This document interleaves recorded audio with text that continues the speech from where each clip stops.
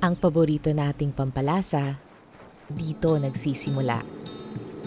Sa tradisyon ng bayanihan.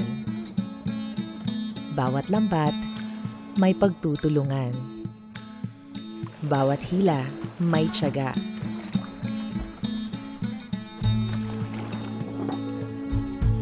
Pinagyayaman ng karanasan, hinuhubog ng henerasyon.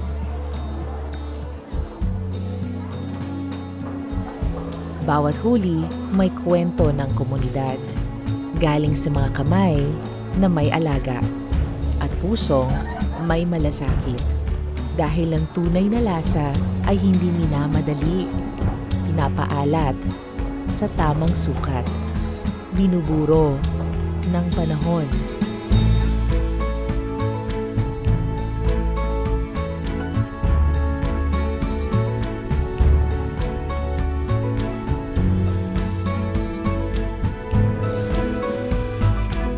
At ang init na nagmumula sa dagat